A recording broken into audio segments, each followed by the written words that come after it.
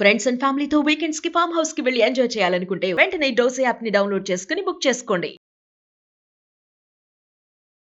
Hi hello నమస్తే, welcome back to Suman TV. Present మనతో పాటు ఉన్నారు international corporate and soft skills trainer Madhuravani గారు. మేడంతో మాట్లాడదాం. నమస్తే మేడం. నమస్తే నవీన గారు. సాఫ్ట్వేర్ జాబ్స్, ఐటీ సెక్టర్ అనగానే ఇప్పుడే కాదు ఎప్పటి నుంచో ఉంది కదా, మా అబ్బాయి సాఫ్ట్వేర్లో చేయాలి, అరే నువ్వు బాగా చదువుకోవాలి, రేపు పెద్ద పెద్ద కంపెనీస్లో చేయాలి అని చెప్పేసి అంటూ ఉంటారు. మనం మూవీస్లో కూడా చూస్తూనే ఉంటాం. ఒక మూవీలో కూడా ఉంది కదా, వీడి ఫోటో ఎందుకు పెట్టుకున్నావరా అంటే వీడు అక్కడ ఎక్కడో పెద్ద పెద్ద బిల్డింగ్ లో ఉద్యోగాలు చేస్తాడంట, ఇన్స్పిరేషన్ కోసం అని చెప్తా ఉంటాడు. అయితే సాఫ్ట్వేర్ జాబ్స్ అంటేనే మంచి శాలరీ, లగ్జరీ లైఫ్ ఉంటుంది, వీకెండ్ హాలిడేస్ అని అంటా ఉంటారు. ఇదే కాదు, బ్యాక్ ఎండ్ కి వెళ్తే చాలా స్ట్రెస్ కూడా ఉంటుంది వాళ్ళకి అనేది టాక్ నడుస్తుంది. నిజంగా ఐటీ సెక్టర్ లో స్ట్రెస్ ఇదంతా ఉంటుందంటారా? ఖచ్చితంగా ఉంటుందండి. అంటే వాళ్ళకి ప్రాజెక్ట్స్ ఉంటాయి, డెడ్ లైన్స్ ఉంటాయి. అంటే కంపెనీస్ కూడా క్లయింట్ నుంచి స్ట్రెస్ ఉంటుంది. ఇప్పుడు వీళ్ళు ఒక డెడ్ లైన్ తీసుకుంటారు ప్రాజెక్ట్ కోసం, ఆ డెడ్ లైన్ లోపల వాళ్ళు ప్రాజెక్ట్ ఇవ్వాలి. లేకపోతే ఖచ్చితంగా కంపెనీ మేనేజ్మెంట్ ఎంప్లాయీస్ మీద స్ట్రెస్ పెడుతుంది కదా, మీరు ఏం వర్క్ చేస్తున్నారు, ఇంకా ఎందుకు డెడ్ లైన్ అవ్వలేదు అని. ఖచ్చితంగా చాలా స్ట్రెస్ ఉంటుంది. అంటే బయటికి ఎంత బాగా కనిపిస్తుందో లోపల అంతే వర్క్ లోడ్ స్ట్రెస్ కూడా ఉంటుంది. అంటే మనం చాలా మంది వింటుంటాం కూడా, చాలా స్ట్రెస్ ఉంది, వర్క్ లోడ్ ఎక్కువ అయిపోతుంది, చేయలేకపోతున్నాము అని. ఖచ్చితంగా స్ట్రెస్ అనేది ఉంటుంది వాళ్ళకి. ఇప్పుడు వర్క్ ఫ్రమ్ హోమ్స్ కూడా ఇస్తున్నారు కదా, అంటే రిలాక్స్ గా చేసుకోవచ్చు కదా, అంత స్ట్రెస్ ఏముంటుంది? అంటే వర్క్ ఫ్రమ్ హోమ్ రిలాక్స్ గా చేసుకుందాం అంటే వాళ్ళకి టార్గెట్ ఉంటుంది కదా డైలీ. ఇప్పుడు మీరు 6 లోపల ఈ టార్గెట్ కంప్లీట్ చేయకపోతే అఫ్ కోర్స్ స్ట్రెస్ కదా, మీరు ఇంకా 2 hours ఎక్స్ట్రా కూర్చొని చేయాలి కదా. వర్క్ ఫ్రమ్ హోమ్ అంటే అందరూ ఏమనుకుంటారు, ఇంట్లో వంట చేసుకుంటా చేయొచ్చు, ఇంట్లో పిల్లల్ని చూసుకుంటా చేయొచ్చు అనుకుంటారు. కాదు, మీకు ఇప్పుడు 9 to 6 షిఫ్ట్ లో మీకు మీ డెడికేటెడ్ వర్క్ ఉంటుంది. మీకు ఆ వర్క్ కంప్లీట్ చేస్తేనే 6 కి మీరు లాగౌట్ అవ్వచ్చు, లేకపోతే నెక్స్ట్ డే మీకు ఎక్స్టెండ్ వర్క్ అవుతుంది. అదొక ప్రెషరే కదా, మళ్ళీ అదొక స్ట్రెస్సే కదా.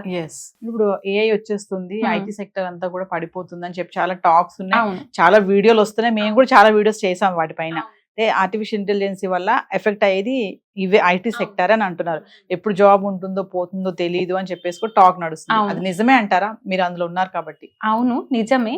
కాకపోతే ఒక పాయింట్ ఆఫ్ వ్యూలో చూస్తే ఏఐకి మొత్తం టెక్నాలజీ తెలుసు, కానీ ఏఐకి లేనిదేంటి? Human touch. మనలో ఉన్నది ఏఐలో లేదు. అన్ని ఏఐ చేస్తుంది, మీ మిస్టేక్స్ అన్ని కనిపిస్తుంది. కాకపోతే మనం ఆలోచించే అంత, అంటే మన ఎక్కడో ఒక మనకి హ్యూమన్ టచ్, ఎమోషన్ ఉంటుంది. ఏఐకి ఎమోషన్ ఉండదు. సో ఒకానొక చోటు ఏఐ, మీరు ఇప్పుడు ఏఐ లేదని సెర్చ్ చేసేటప్పుడు కూడా ఏఐ కింద డిస్క్లైమర్ ఇస్తుంది, అన్ని కరెక్ట్ ఉండకపోవచ్చు, ఒక్కసారి మీరు రీచెక్ చేసుకొని అని ఉంటుంది. సో మీరు ఏఐని నమ్ముకొని బతికేద్దాం అనుకున్నారు అనుకోండి, సరే ఒక 1-2 years నడిచిపోతుంది. ఒక చిన్న మిస్టేక్ మీరు సరే కరెక్టే ఇస్తుందని నెక్స్ట్ టైం నుంచి చూసుకోకుండా డైరెక్ట్ వర్క్ చేస్తారు. అప్పుడైనా మీరు మేనేజ్మెంట్ కి దొరికిపోతారు కదా ఏఐ నుంచి అని. సో అంటే ఏఐ మీద డిపెండ్ అవ్వచ్చు, కాకపోతే మన ఓన్ టెక్నాలజీ, మన ఓన్ థింకింగ్ కూడా పెట్టి ఆ ఏఐ నుంచి తీసుకున్న దానికి కొంచెం అప్గ్రేడ్ చేసి ఇస్తే అప్పుడు మీకు ఏం ప్రాబ్లం ఉండదు. ఒక క్వశ్చన్ అండి, ఇప్పుడు వర్క్ రాని వాళ్ళు, కష్టపడని వాళ్ళు ఐటీ సెక్టార్ లో సర్వైవ్ అయిపోవచ్చు అంటే? అవ్వలేదండి. అక్కడికి వెళ్ళి రన్నింగ్ లో నేను నేర్చేసుకొని చేసేస్తాను అని అనుకుంటారు. అది మీ పైన depend.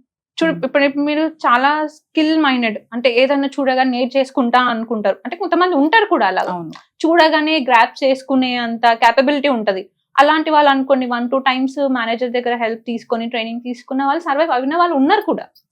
So it depends on completely you, how you manage the things అనేది.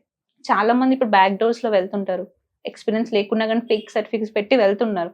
కొంతమంది సర్వైవ్ అవుతున్నారు, కొంతమంది వచ్చేస్తున్నారు. వాళ్ళు ఎలా సర్వైవ్ అవుతున్నారు? Because they have the knowledge, ఆ క్యాపబిలిటీ ఉంది వాళ్ళకి. అక్కడ వర్క్ ని, ఎన్విరాన్మెంట్ గ్రాప్ చేసుకునే క్యాపబిలిటీ ఉంది కాబట్టి వాళ్ళు సర్వైవ్ అవుతారు. ఎవరైతే అంత క్యాపబిలిటీ లేని వాళ్ళు ఉంటారో, అంత కొంతమంది కాన్ఫిడెన్స్ తో చేస్తారు, నమ్మించేస్తారు. కొంతమంది అలా ఉండరు, అలా ఉండని వాళ్ళు తీసేస్తారు కదా. స్ట్రెస్ మేనేజ్మెంట్ అని అంటున్నారు. ఐటీ సెక్టర్స్ లో ఇప్పుడు మామూలుగా స్కూల్స్ లో, కాలేజెస్ లో కూడా కౌన్సిలర్స్, సైకాలజిస్ట్ లో ఉండాలని అంటా ఉంటారు.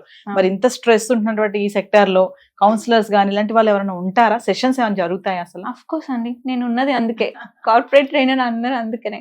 సో మేము డిఫరెంట్ కంపెనీస్ కి వెళ్ళి ట్రైనింగ్స్ ఇస్తుంటాం. అంటే మేము క్లయింట్స్ పెయిన్ పాయింట్ తెలుసుకుంటాం. ఇప్పుడు టెలికాలర్స్ ఉన్నారు అనుకోండి, కాల్ పర్ఫార్మెన్స్ మంచిగా లేదు, లీడ్ కన్వర్ట్ అవ్వట్లేదు అంటారు.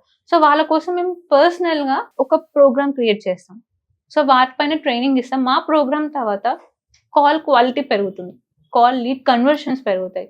సో అందుకని కార్పొరేట్ ట్రైనింగ్స్ అన్నాం కాబట్టి అన్ని సెక్టర్స్, అంటే టెలికాలర్స్ అనే కాదు, టీమ్ మేనేజ్మెంట్, టీమ్ లీడర్స్ కి, ఎంప్లాయీస్ కి, సీనియర్ లెవెల్ మేనేజర్స్ కి అందరికి ట్రైనింగ్స్ అవసరం ఉంటాయి అండ్ వాళ్ళందరికీ కూడా మేము ట్రైనింగ్స్ ఇస్తుంటాం. ఎస్, అంటే మీరు ఇప్పుడు ట్రైనింగ్ కి వెళ్తున్నాం అంటున్నారు, అక్కడ మీరు అబ్జర్వ్ చేస్తా ఉంటారు కదా క్యాండిడేట్స్ ని, ప్రతి Yes. డిపార్ట్మెంట్ లో అబ్జర్వ్ చేస్తా ఉంటారు. అంటే ఎలాంటి వాళ్ళు ఉంటారు, అంటే ఇప్పుడు భయపడుతూ ఉన్న వాళ్ళు కానీ, అంటే మమ్మల్ని ఇప్పుడు ఏం క్వశ్చన్ అడుగుతారో, అమ్మో ఇందులో ఉన్నాము మమ్మల్ని ఏమైనా అడగొచ్చు వీళ్ళు, అట్లా ఉన్న వాళ్ళు, అసలు ఏమి రాని వాళ్ళు కూడా ఉంటారు. ఉంటారు. మిమ్మల్ని అంటే క్వశ్చన్ చేయడం ఏమైనా జరుగుతుందా ఈ సెషన్స్ లో? యా చేస్తానండి. డౌట్స్ అరేజ్ చేస్తారు? చేస్తారు. అంటే కొంతమంది డౌట్స్ అడగాలా వద్దా అని కూడా ఉంటది. సో మా స్పెషాలిటీ ఏంటంటే మాట్లాడకుండా రిజర్వ్డ్ ఉన్న వాళ్ళని కూడా మాట్లాడిపించేస్తాం. ఎస్, అంటే గేమ్స్ పెట్టి కొంచెం ఈవెంట్స్ కండక్ట్ చేసి అట్లా వాళ్ళని అంటే రిజర్వ్డ్ ఉన్న వాళ్ళు కూడా ఇన్వాల్వ్ అయ్యేలా చేస్తాం.